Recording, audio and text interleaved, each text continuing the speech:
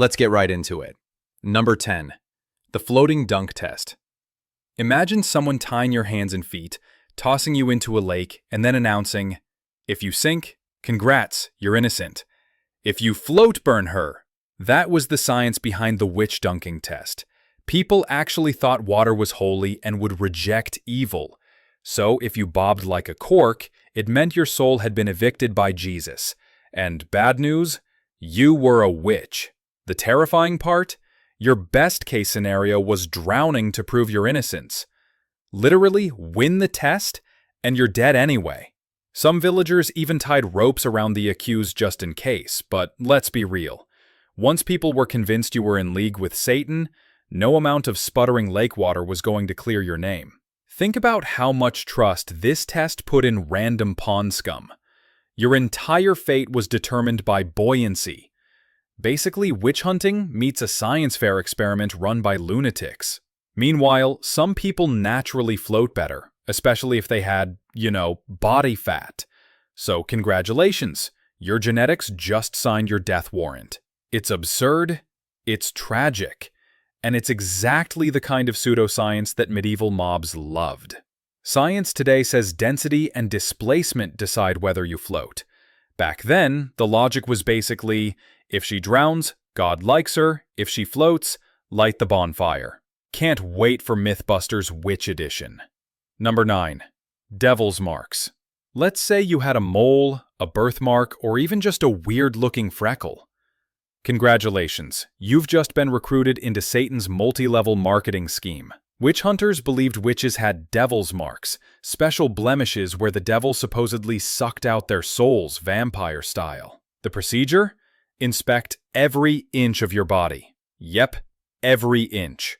Men with fancy titles and zero chill would strip down accused women in public, poking them with pins to see if a spot felt numb. Because apparently, Satan gave out magical anesthesia along with his dark powers. Now, think about this from your perspective.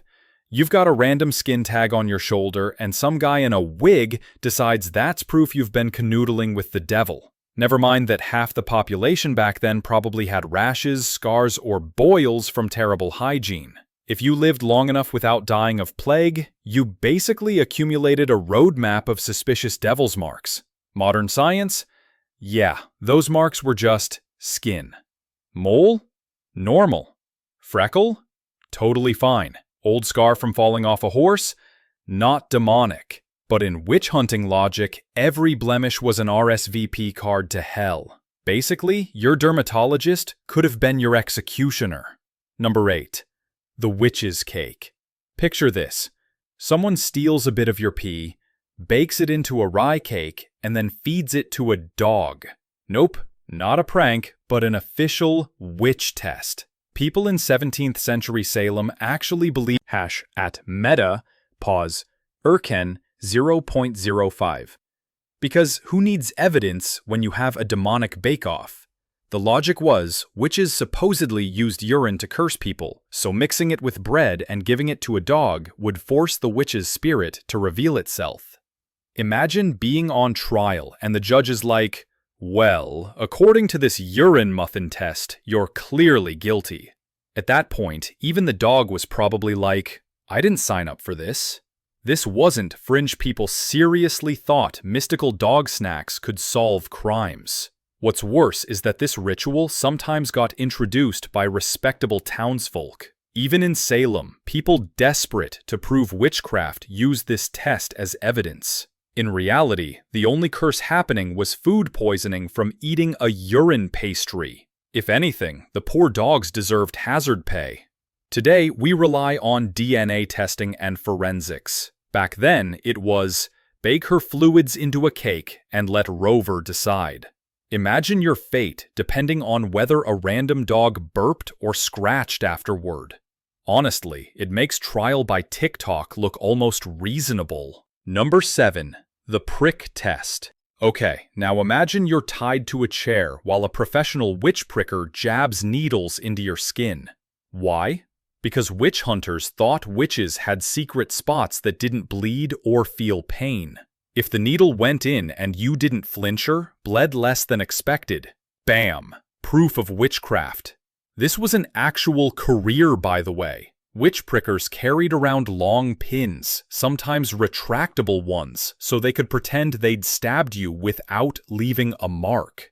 Yeah, professional scammers. Basically medieval con artists who made bank by poking terrified women. It was less about evidence and more about giving the crowd a bloody show. Literally. Now, quick biology check. Your skin thickness, circulation, and even nerves vary across your body. Some areas bleed less or feel less sensitive, like calluses or scar tissue. But to a witch hunter, that was basically you confessing. Yes, I totally signed Satan's guest book, so your body could betray you without saying a word. And here's the kicker. Once you were labeled guilty, it didn't matter if you screamed in pain during every poke. They'd just say the devil was helping you fake it. In short, needles, humiliation, and zero science. The prick test wasn't proof of anything, except that people back then were really committed to bad ideas. Number 6. Talking to animals. Ever chatted with your cat? Maybe asked your dog if he's a good boy. Congrats, you would have been toast in the 1600s. People believed witches had familiars, demonic pets in disguise, like cats, toads, or even insects. If you were caught whispering to your pet, boom, witchcraft. The paranoia was... And it wasn't just suspicion. Courts used animal interactions as official evidence. If your dog wagged its tail when you walked by, they'd say you enchanted it. If a random toad hopped near your door, villagers thought it was your familiar. Essentially, Mother Nature was snitching on you. Psychology-wise, people desperately wanted explanations for bad luck. Cow died? Blame the witch. Crops failed? Must be her evil pet frog. It's the classic human need to find a scapegoat. Except here, the scapegoat might literally have been a goat. In reality, witches weren't turning into cats or training demon pigeons. They were just people with pets. But in witch hunting logic, Dr. Dolittle would have been public enemy number 1. Number 5. The swimming gaze. Imagine you're walking through the village. Someone trips, and people swear it's because you looked at them funny. That's it. You're guilty of the evil eye.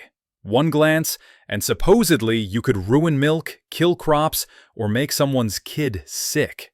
To test this, witch hunters would force you to prove your innocence by staring at people or objects.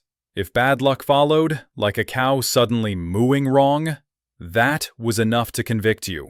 Seriously, your face could get you executed. Now, human psychology is wired to see patterns. If someone got sick after your glare, the brain screams cause and effect, even though it's pure coincidence. It's like blaming your neighbor's sneeze for your Wi-Fi going down. But to medieval minds, the evil eye explained everything that went wrong. Ironically, if you were shy or avoided eye contact, that also made you suspicious. So either way, you were doomed. Look too much, you're a witch. Look too little, still a witch. Basically, social anxiety in the 1600s came with a death sentence.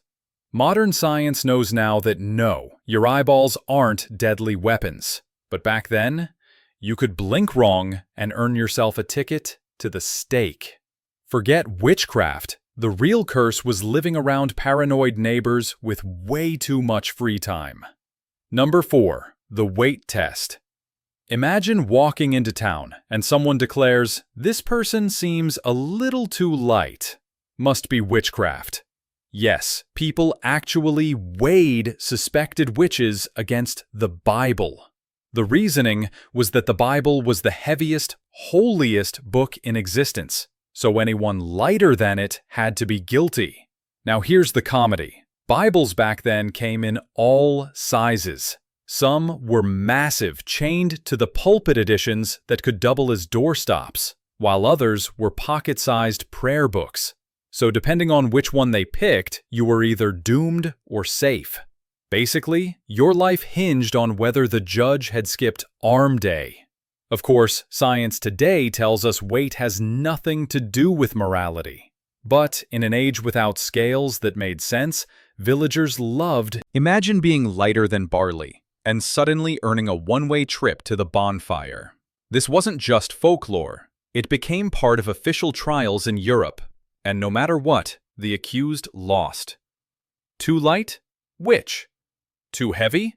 The devil made you weigh down the scale. You couldn't win. Because the rules weren't designed to let you win. It was medieval gaslighting, with added torches. Number 3. The touch test. Here's a fun party trick. Accuse someone of witchcraft, then bring them into a room with the bewitched victim. If the victim stopped convulsing or crying when the accused touched them, boom, guilty. Your hand was basically a satanic remote control. Sounds ridiculous, right? But this was huge during the Salem witch trials. Kids would thrash around, claim invisible needles were stabbing them, then miraculously calm down once the witch laid a hand on them. To a crowd desperate for drama, that was proof. Psychology explains this perfectly. It's called suggestibility. If someone believes they're cursed, their body can actually react, shaking, fainting, even hallucinating.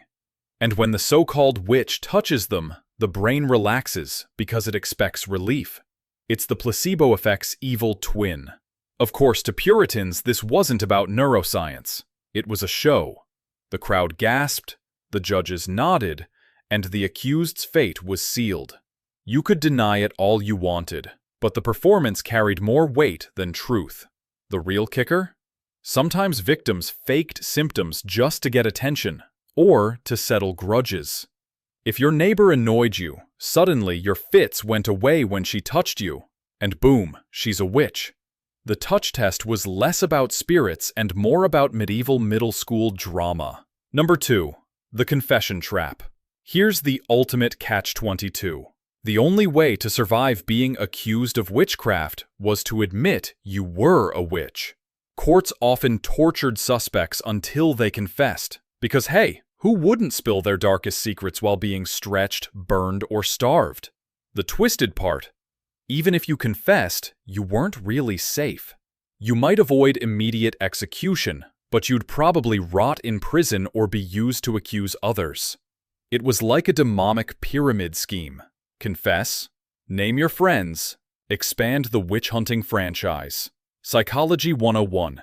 Torture makes people say anything. False confessions are common even without physical pain. Throw in racks and branding irons, and suddenly you'll remember flying to Satan's housewarming party.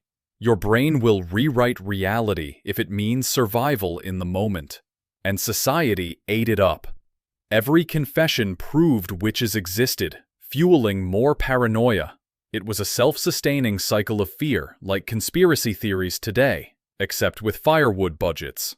So yeah, the confession trap was basically lie and maybe live, or tell the truth and definitely die. Either way, justice didn't meta. Sex and deadliest proof of all. Rumor.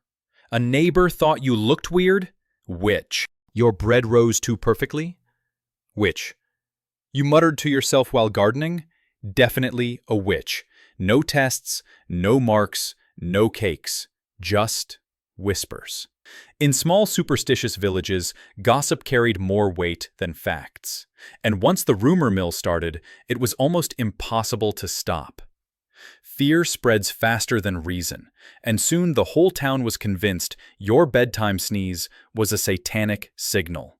Social psychology calls this moral panic. When people don't understand a problem, plague, famine, failed crops, they look for someone to blame. The outsider, the widow, the healer with too much herbal knowledge. Basically anyone who didn't fit neatly into the group. Accusations gave communities a false sense of control, even as they destroyed innocent lives. And here's the bleak punchline. Gossip killed more witches than any dunk tank or prick test. The human brain is wired to believe dramatic stories, even if they're wrong. That survival instinct, better safe than sorry, turned entire towns into execution squads. In the end, witch hunts weren't about proof at all. They were about fear, conformity, and the dangerous power of a good rumor. And honestly, that's scarier than any spell book. That's all for today. I'll be making similar videos in the future. Subscribe to see them.